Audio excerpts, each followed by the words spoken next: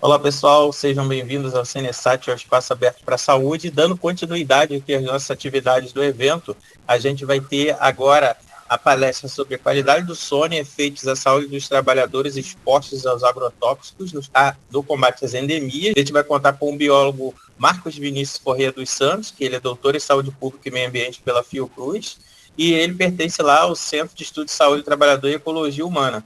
Então, muito obrigado. Doutor Marcos, agradeço aí sua presença e a palavra é contigo, com você. Também eu agradeço o convite. Então vamos falar sobre principalmente os efeitos de saúde nesses trabalhadores, em que o objetivo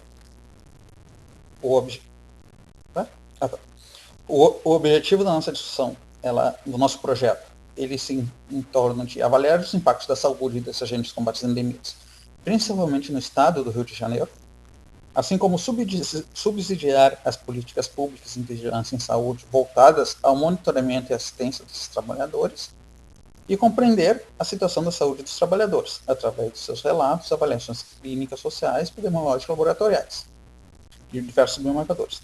Porém, esses são os objetivos que são do projeto como geral. A parte específica que o meu estudo está mais ligado à avaliação da qualidade do sono e com os biomarcadores de efeitos dos agentes de combate às endemias. Portanto, eu vou me focar mais na parte que se refere a mim da qualidade do sono e dar, de forma geral, algumas partes do projeto geral.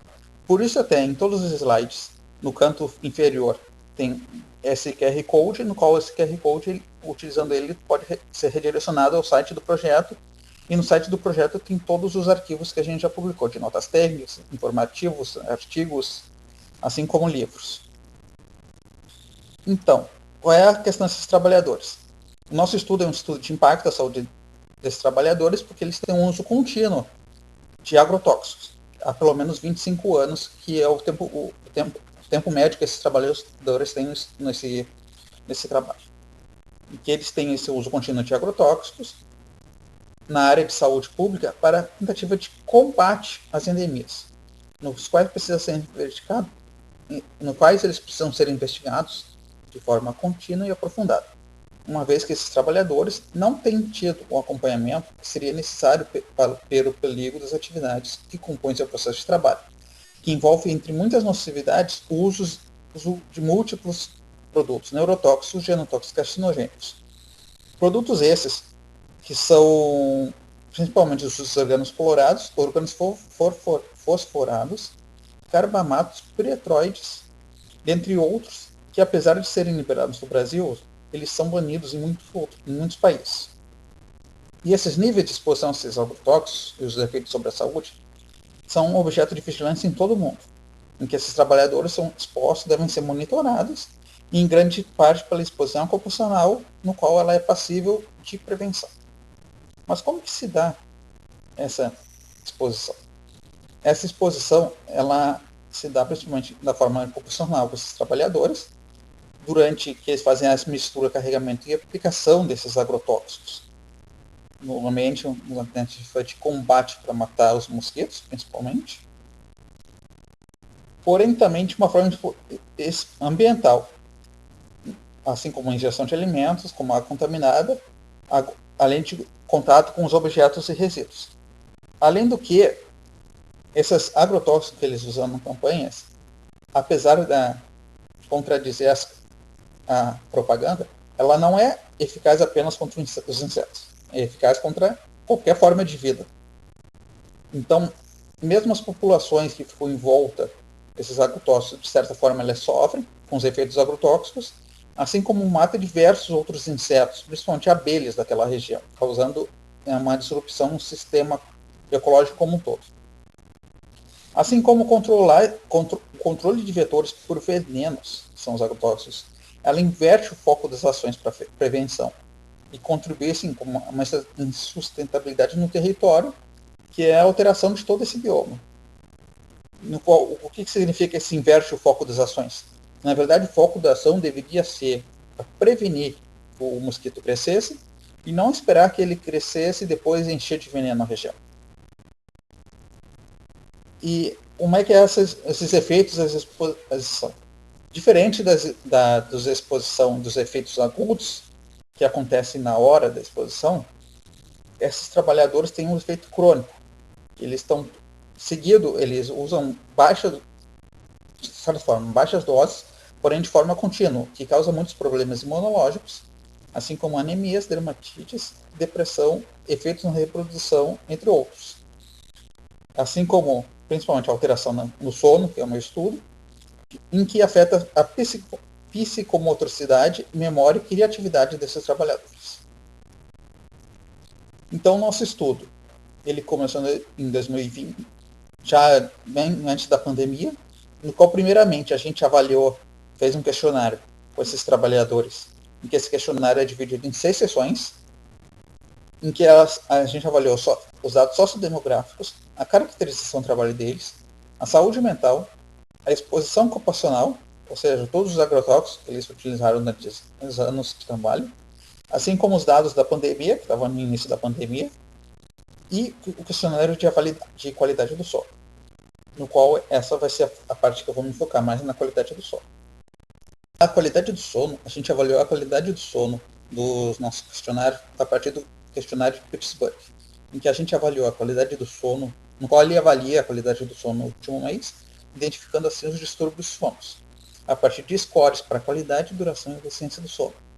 Score esse que varia, a partir do questionário ele nos dá um score de 0 a 21, do que a partir do ponto de corte de 5, acima de 5 pontos, é considerado uma má qualidade do sono.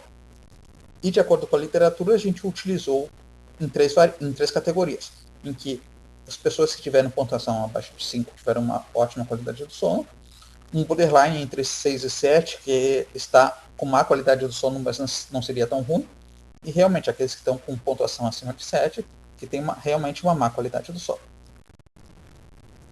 Então a gente viu que essa população desses trabalhadores foram avaliados com uma média de pontuação de 6,7 pontos.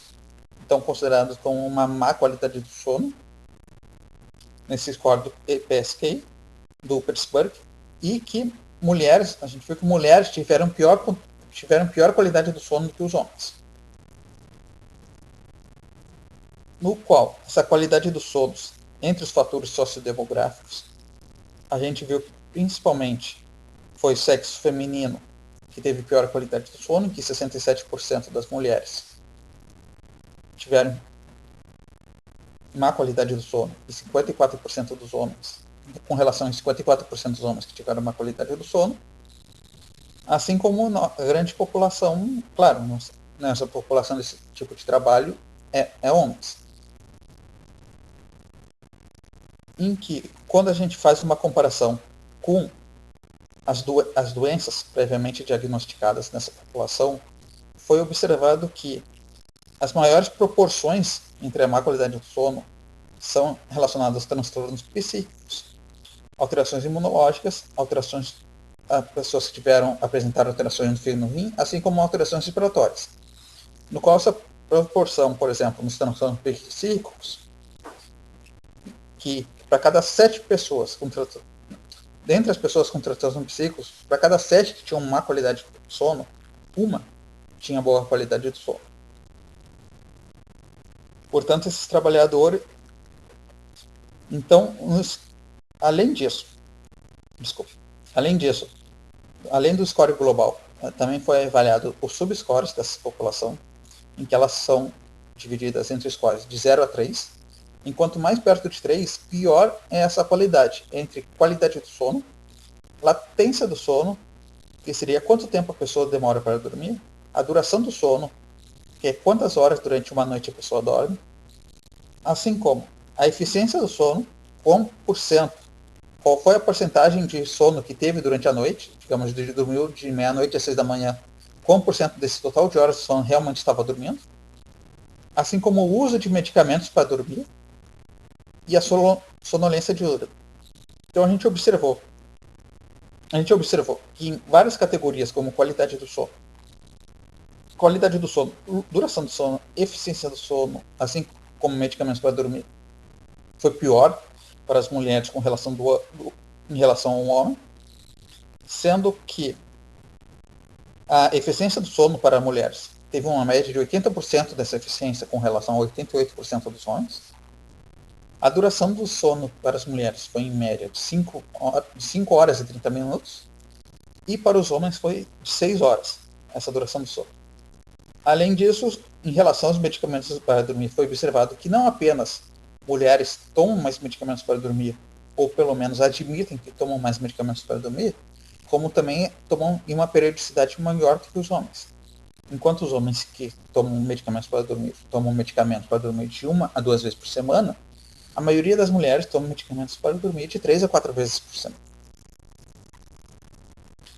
Numa etapa seguinte, o questionário ele foi utilizado principalmente durante o período pior da pandemia, que foi 2020, 2021, 2022, 2022 foi ano passado.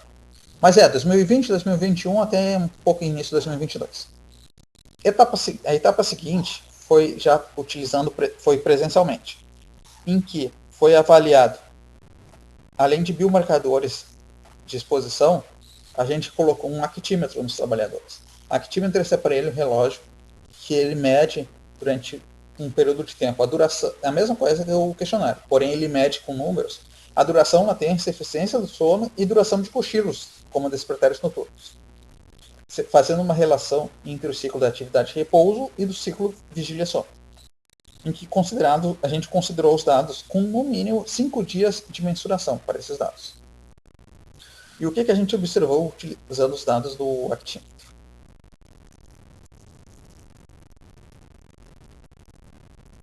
A gente observou que nessa população também esse trabalho foi avaliado 66 trabalhadores, em que eles obtiveram uma média de 7,8 também no mesmo score PSQ que foi reaplicado com esses trabalhadores, no mesmo questionário que foi feito online, mostrando que principalmente que esses trabalhadores pós-pandemia eles tiveram uma piora dessa qualidade do sono, e que cerca de 60% dessa população estudada ela foi classificada como um sono não saudável, um número muito acima de 5. Com relação às características desse sono com o círculo circadiano que foi mencionado nessa população, a gente viu que foram poucos, ficou meio parelho, mas 33% dos trabalhadores tiveram uma boa qualidade do sono com relação a 48% com a má qualidade do sono. Assim como foi apresentado, eles apresentaram cerca de 5 horas e 44 minutos de sono total durante uma noite. Assim como apenas 88% deles apresentaram sono maior. Assim como 88% deles apresentaram sono menor do que 7 horas por noite. E a sua eficiência de sono foi em cerca de 80%, sendo considerado que uma eficiência de sono abaixo de 85% já é alterada por uma má qualidade do sono. Além das avaliações de sono, então, o projeto ele fez análises clínicas, bioquímicas de hormônios, assim como biomarcadores de efeito agrotóxicos e biomarcadores de efeito geral, no que, apesar em sua grande maioria, esses valores desses exames eles não apresentaram valores alterados, porém apresentaram valores subclínicos, que é onde ocorre uma discreta diminuição das suas concentrações, porém não é abaixo dos limites consideráveis, que é o que a gente acaba acarretando na saúde do trabalhador, porque a gente está trabalhando com um trabalhador que está trabalhando, seja trabalhador ativo. Então é aquele trabalhador que ainda não chega a estar doente. Mas a gente conseguiu ver que eles estão quase abaixo dos níveis, mas ainda sendo os níveis normais, que ainda foram encontrados trabalhadores com resultados fora dos limites de normalidade, principalmente para linfócitos, colinesterases, assim como trabalhadores com hipertireoidismo, que são trabalhadores que o que é o hipertireoidismo subclínico? Que são dados que tu tem, principalmente os hormônios T4 livre e TSH, eles estão dentro do limite de normalidade, porém que tem níveis de T4 livre baixos e TSH muito altos. Assim como foi encontrado trabalhadores já com leucometria. E também a gente encontrou trabalhadores que tinham resíduos de DDE e DDT, né? 49% dos trabalhadores com resíduos de DDE e 16% do DDT, que é um agrotóxico que já foi banido, se usa há muito tempo. Assim como uma prevalência alta de 49% dos trabalhadores com transtornos mentais comuns. Esses transtornos mentais eles são intrinsecamente associados com intoxicação aos agrotóxicos, assim como tem correlação às alterações no sono. Em que, ainda mais para frente, a gente está realizando, ainda fazendo as métricas, mas a gente tem visto que exatamente tem uma correlação muito forte em transtorno mental comum com alteração do sono.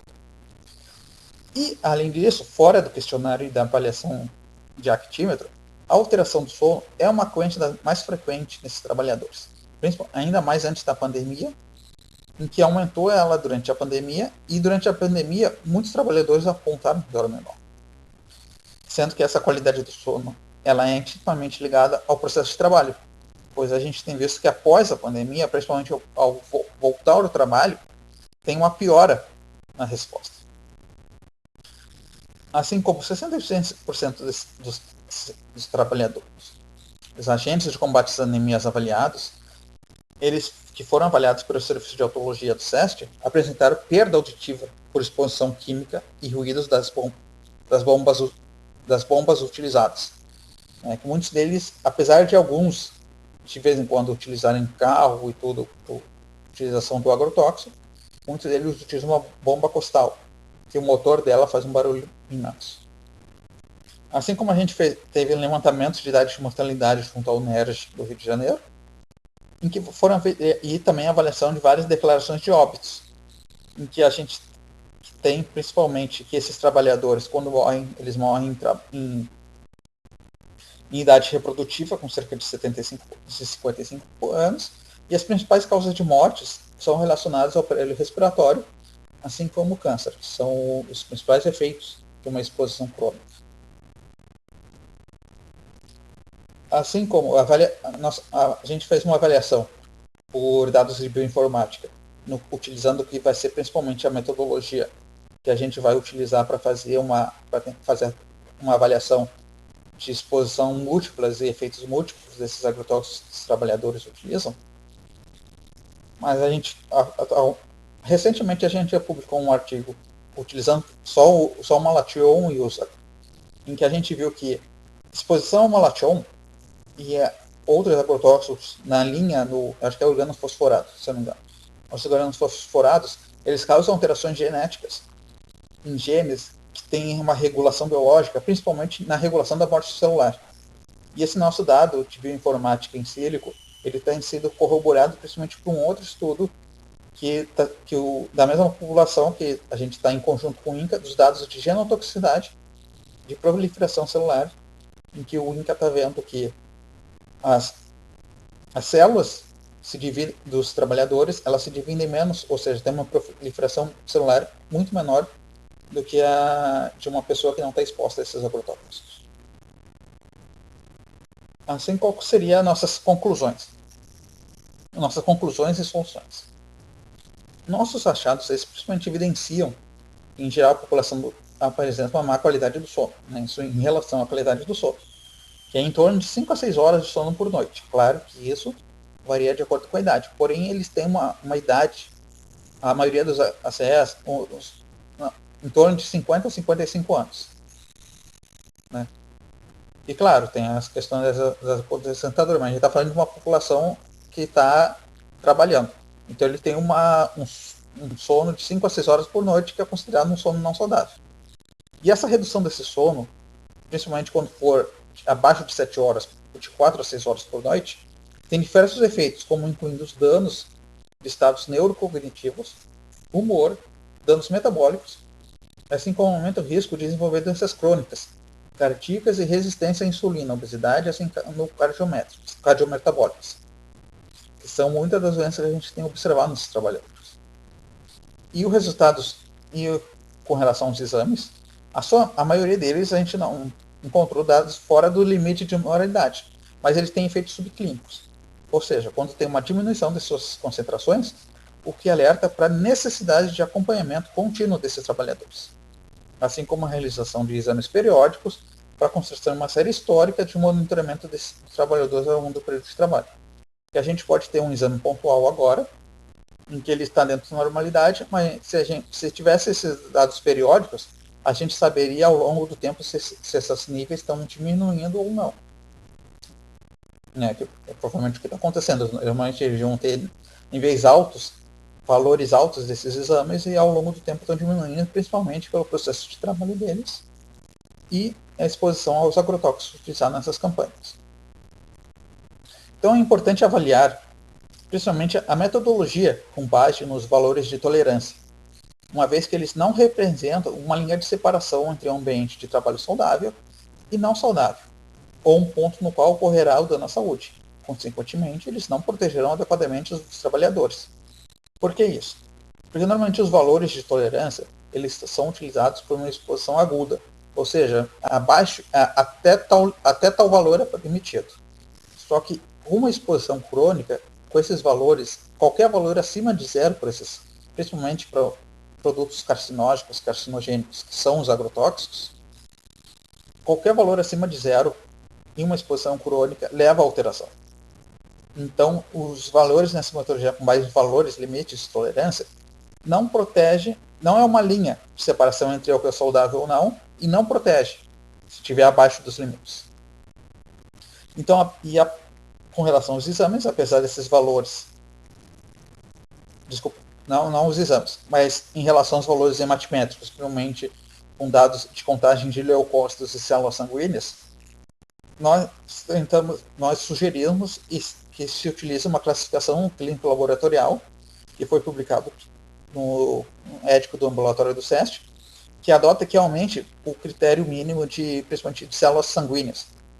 Como, por exemplo, de leucócitos, que o valor mínimo para a contagem de células é 4.000, que esse valor suba de 4.000, por exemplo, para 4.500. Então, seguindo esse protocolo, considerando uma leucopenia com valores abaixo do limite mínimo. O que esse parâmetro mais elevado do limite inferior acarretaria? Ou seja, ele aumentaria a sensibilidade dessa avaliação para garantir a inclusão de possíveis falsos negativos na população investigada. Ou seja, a gente pegaria e poderia ser classificado aqueles trabalhadores que estão abaixo de 4.500, por exemplo, de leucócitos, mas que estão acima de 4.000 de leucócitos e acabam de uma forma, às vezes, não sendo classificados como alterado, porque estão acima de 4.000.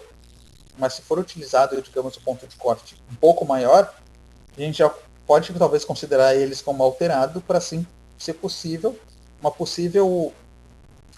não remediação, mas uma possível volta aos valores. Que esse tipo de exposição, enquanto não está alterada, elas são possíveis de ser revertidas.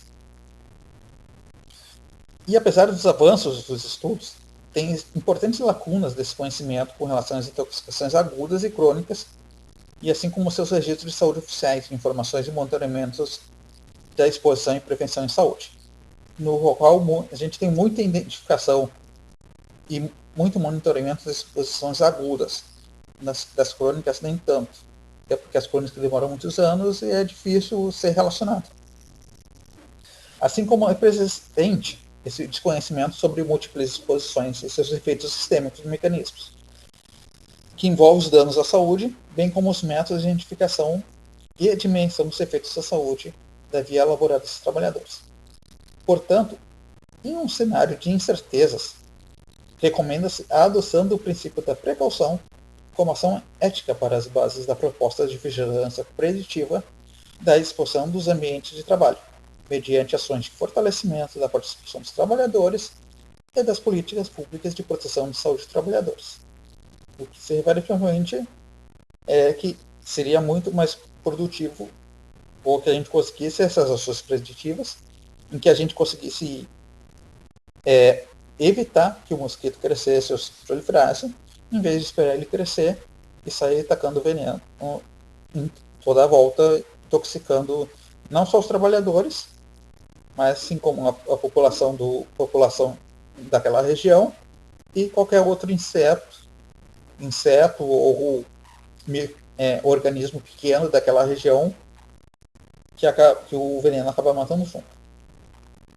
Assim como eu gostaria de também aproveitar a oportunidade para convidar o pessoal que a gente vai ter uma atividade no dia 6 de dezembro, que vai ser de forma tanto presencial como online, né, via Zoom, para quem quiser participar, mais uma atividade do projeto, que a gente tem atividades quase mensais com os trabalhadores. Então, ouvindo qualquer trabalhador, principalmente do estado do Rio de Janeiro.